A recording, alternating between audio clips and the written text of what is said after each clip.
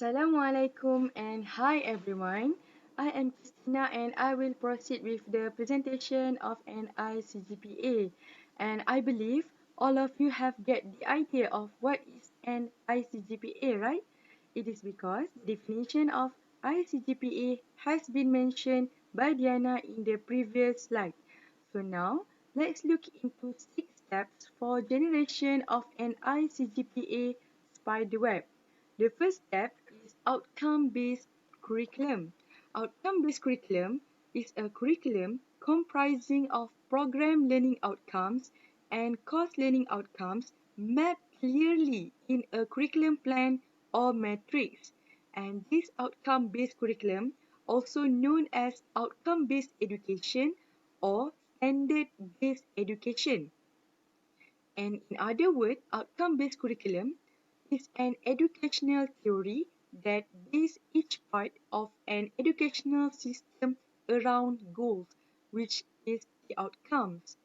So here we can see that by the end of the educational experience, each student should have achieved the goal.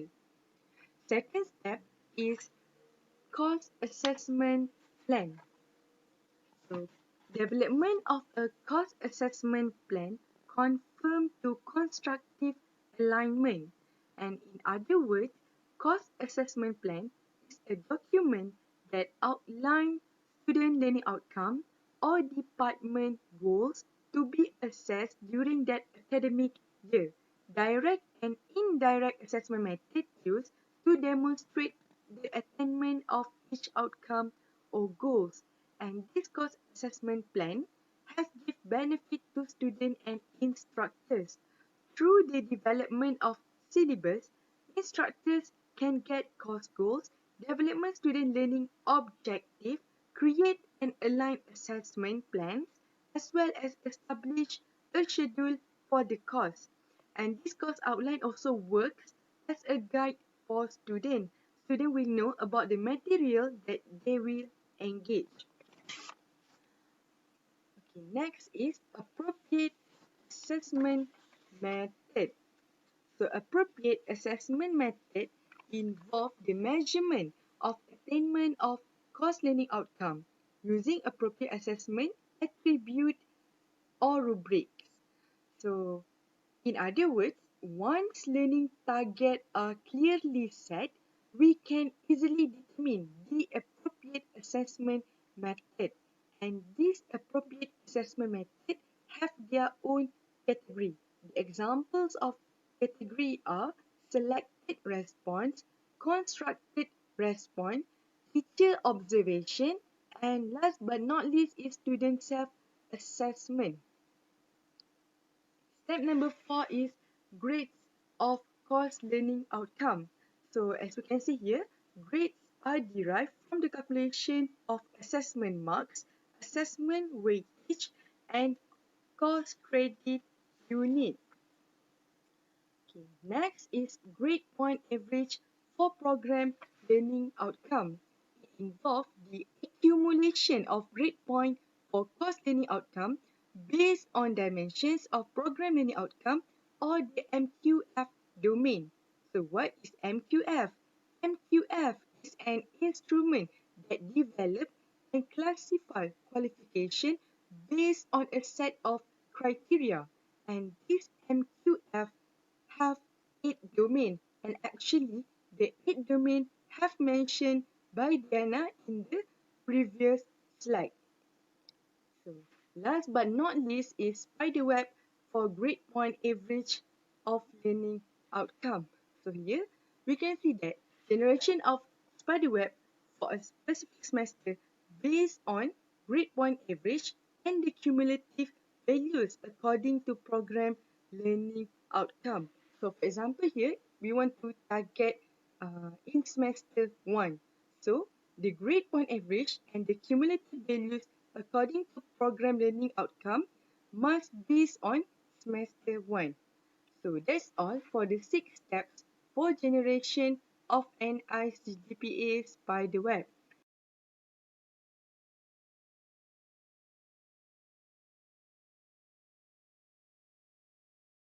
Now, let's move to the benefits for implementation of ICGPA.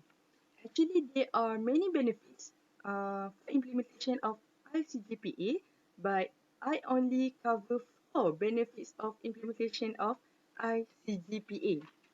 So let's look one by one.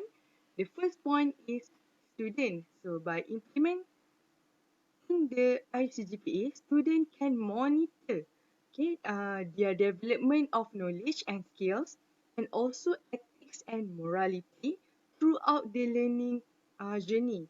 And the student also can have continual improvement through academic and co-curricular activities. Second point is lecturers. Lecturers also can have continual monitoring on development of students' knowledge and skills and ethics and morality. And then the lecturer also can have continual improvement on instructional approach. So for example, maybe the lecturer want to improve in the aspect of content delivery, or maybe the approach that they use during the teaching and learning process, and so on. The third point is employers and industry. So how implementation of ICGPA can give benefits to employers and industry. So it's by holistic screening and assessment for job applications.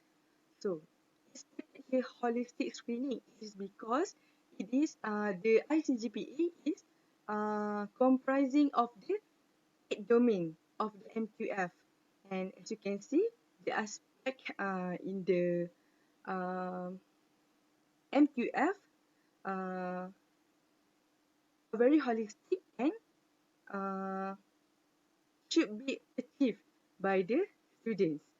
Okay, and then other than that, employers and industry also can have evaluation of graduate quality for further improvement of academic programs.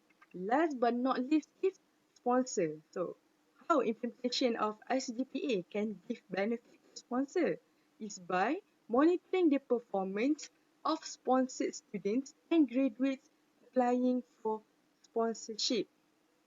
Okay, and then next, sponsor also can match by the implementation of ICGPA, sponsor also can match the assessment of student competencies with the job position offers.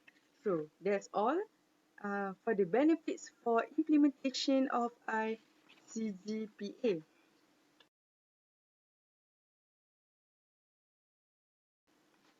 So, however, there are several challenges for implementation of ICGPA.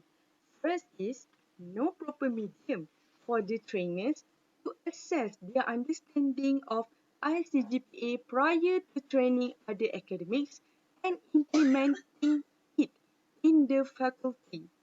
Second challenges is rewriting of the course outline was a struggle.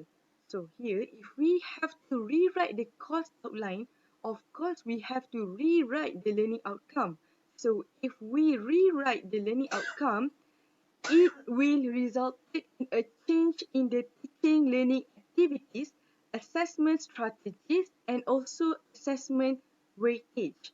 And last but not least is achieving constructive alignment can be challenging with learning outcome in the affective domain. So if you can recall back, okay, in our previous semester, we have one course named Principle of Evaluation and Assessment, if I am not mistaken, and we have covered 3 domains, okay, in order to construct a question, okay, which are cognitive domain, affective domain, and psychomotor domain. So cognitive domain involve our thinking, affective domain involve our emotion, our attitude, our feelings, and for the psychomotor involve our practical assessment and so on. Okay, so in other words here, academicians need to know how to diversify teaching learning activities that are aligned with learning outcome and assessment strategies. Other than that, academicians also need to update their knowledge on the best method to achieve the learning outcome. So that's all for the challenges for implementation of ICGPA. So these are the institutions that use ICGPA systems. So as you can see here, there are 20 public universities which offer 426 programs with 58,119 students, followed by 18 polytechnics which offers 50 programs with the amount of students of 17,131, and last but not least, 13 community college which offers 7 programs with 581 students. So, how about your ITM? Do you think your ITM use ICGPA system? So the answer is yes. So ITM also one of the university that use ICGPA systems. So that's all from me, and I will pass the presentation to the next presenter.